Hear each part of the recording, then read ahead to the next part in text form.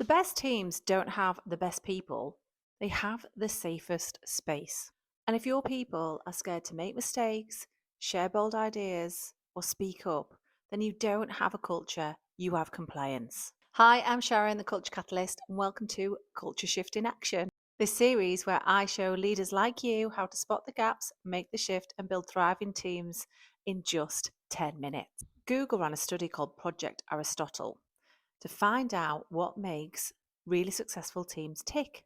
The answer wasn't talent, it wasn't resources, and it wasn't even strategy.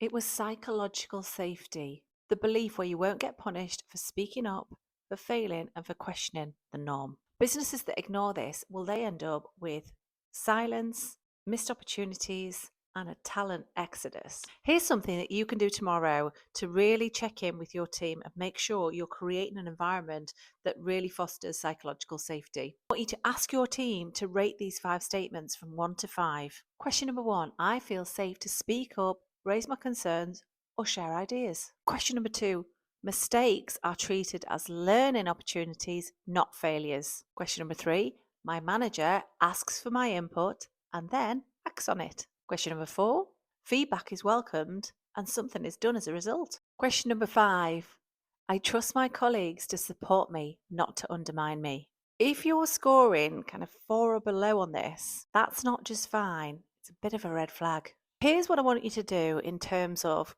watching out for those red zones. Your team are not feeling psychologically safe. These 3 signs mean psychological safety is missing. People just simply nod in meetings. They don't challenge. Leaders almost always have the last word. Bad news gets buried until it explodes. If you see these things, don't blame your employees. Fix the climate you're creating. It's really important to consider your role as a leader when creating psychological safety. Leaders have the power to build or break safety in everyday moments. So here's what I want you to ask yourself. Do I admit when I don't know the answers? Do I thank people for raising tough issues? Do I model learning out loud, not just successes? Remember, culture is what you practice, not just what you preach. And it's also what you tolerate. So if you see other leaders who are not necessarily doing those things, call it out because it will make for a better environment and it'll make for a safer one. When you're trying to create a psychologically safe environment, it doesn't have to involve a big program of change. It can start with some simple, small rituals. Add a what's one risk we should take to all of your meetings. Celebrate the lessons that you've learned, the mistakes that you've made, not just the wins. Consider rotating the role of chair around team members in the meeting so that everybody gets a voice. These are micro habits that can compound to create a culture of trust. And as always, as well as encouraging you to do certain things, there are some things that after 25 years experience looking at this stuff, I would encourage you not to do. Please don't assume that silence equates to agreement. Sometimes people just don't feel safe or comfortable to say what's on their mind, and that's on you. Don't treat safety as the soft stuff. It's really serious and it can make or break a team's success, just like Google's Project Aristotle proved. Don't think one away day will fix that fear. You have to invest time in this.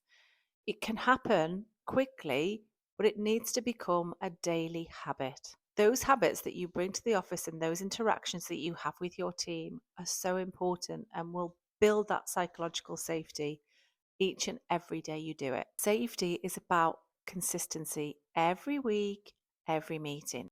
And here's what I say to all of my clients. If your team are scared to tell you the truth, you don't have culture, you have compliance. Here's your action plan.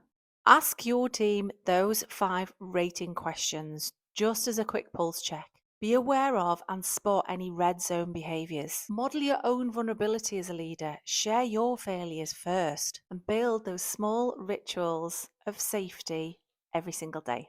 It's the hardest KPI that you'll never see on a spreadsheet, yet it drives all of the others. If you want the full culture shift blueprint, packed with tools, templates, and real world examples, click the link in the bio. Because when your people feel safe, they don't hold back, they step up.